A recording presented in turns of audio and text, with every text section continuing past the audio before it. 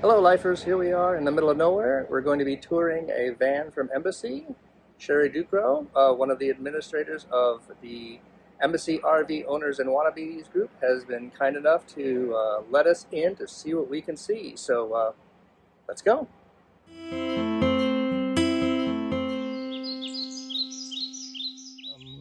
Hello, how are you? Wonderful. Thank you for introducing yourself.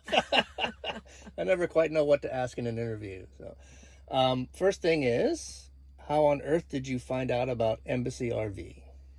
Well, I had been researching vans for a while, not maybe as long as some people, and then I had kind of left it behind. And then I went to kind of like a crafting party, and somebody there was making scrapbook pages of their trip around Lake Michigan in this old RV that they had bought. And I'm like, maybe I should look into that again. So I started researching and really was kind of looking at a certain model, and then I stumbled across some YouTube videos like most of us do, and found Go Small Live Large, Scott Watson's page, and then also started to see videos by Roads of Life, Robert's YouTube video, and I just kind of thought, yeah, this might be the van for me, you know? So I had to start to check it out. And then did you drive up to Embassy or did you just watch So, videos? yeah, my main concerns as a person being fully responsible for the vehicle and not being so mechanically inclined, I really didn't want something with a generator. Black tank I could have probably handled, but everything about Embassy just, I can maintain this vehicle. I don't have to know about generators. I don't have to know about propane. I just can take care of it. So about a couple months before I kind of stumbled across, or a couple months after I stumbled across Embassy, they were going to have a meetup near Elkhart, Indiana, in Union, Michigan at a campground. And I'm like 4.5 hours away. Why don't I just drive down there? And of course I drove down there in the middle of the pandemic, but there were some very kind people, and we were very respectful, social distancing, wearing masks, but I was able to not sit in one, to see how it would drive, but I could, listen to the air condition, I could see the build quality, I could talk to the other people. So I went to the first meetup, and yes, last year I went to the second meetup, had ordered the van but didn't have it, and then this year I'm hoping to go to the meetup and I'll have my van.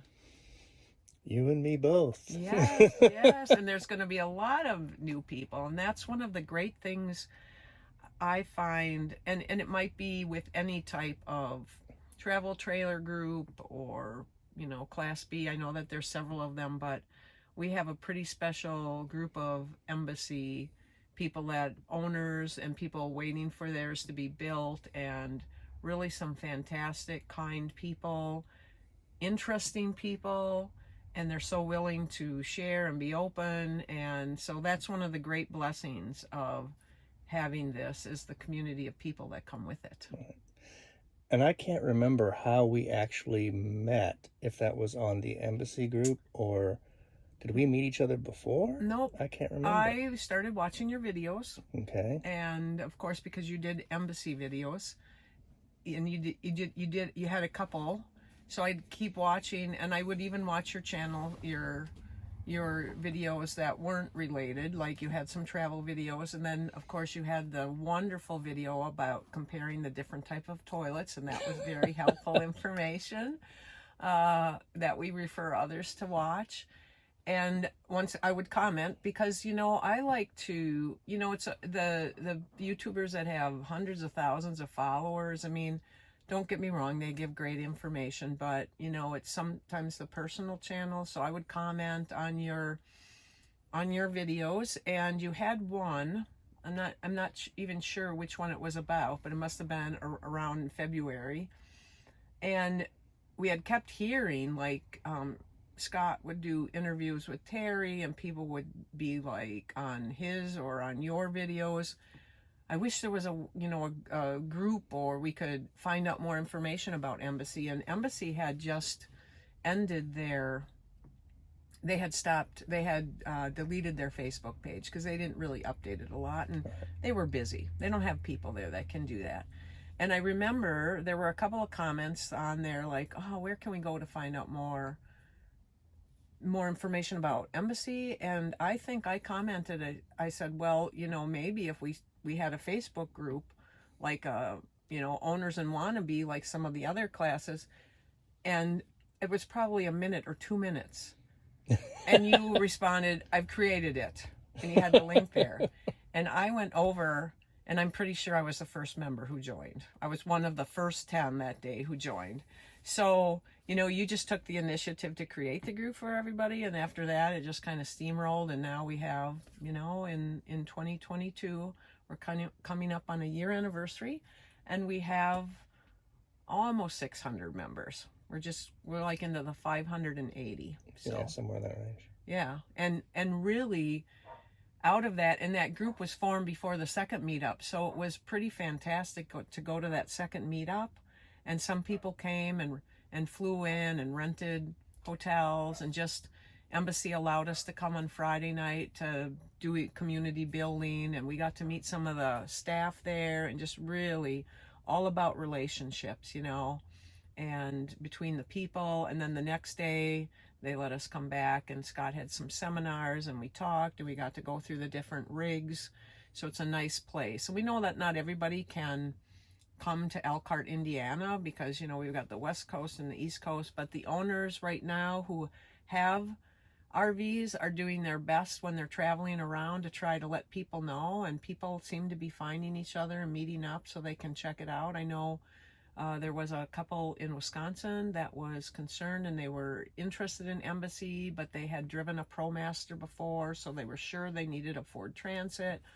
And mine is on a Promaster. I let them come and look at the Embassy RV. I showed it to them and let them sit in the driver's seat. And the husband was very surprised. He said, I can sit in this Promaster. So again, there's choices with that about how you're going to RV, where you're going to take it, what are you going to do, how tall are you, one's taller and one's wider. Although the way Embassy builds things out, really the width within the vehicle is a non-factor. Right. Yeah. So to move on, how do you use your van? Well, some of the reasons, it was a big decision, like it is for everybody, and everybody has their own reasons, but my daughter I live in Wisconsin, and she lives in North Carolina, so I don't get to see her very often. I've already gotten to stay from Thanksgiving until January in her yard and spend time with her. So that's been, and I'll be able to go and visit her more often without bothering her about, hey, you need to get your house in order and things like that. I also plan to use it to serve. So I do a lot with Compassion International, and I sponsor a bunch of kids, and there's events all over the United States where they have events where kids can get sponsored. I've already been able to volunteer for 2 of those while I was on the road. When there's like a disaster, a hurricane, I can maybe work with Samaritan's Purse or the Red Cross, and I'm not taking up a hotel room, and to help out. And I work with another organization, Clothing Across America, and they send new clothes all over the United States. So I hope to visit some of their sites. And so however I can serve, that's why I really, really wanted to. And the community, meeting the people that we have met. I've had some lovely people open their driveways to me and show me great hospitality. I'm very appreciative and grateful to Robert and Susan, to Bob and Deb, and so it's been great that way to meet the people. So that's kind of how I plan to use my van. I want to serve others in it, and really collect stories and grow relationships. Yeah. And see this beautiful country. I mean, I have been fortunate to travel, and in my travels I've done a lot of mission trips out of the country too, connected with the kids I sponsor. So I have just always loved to travel. I'm curious, and whether it's tiny towns, small museums, bigger cities, wherever it takes me. And it's about the places and the people. So it'll afford me that. And warm weather. I want to my goal this year, as I left my driveway on November 11th, and I'm going to try to avoid snow and cold as much as possible this winter. So that's a big goal.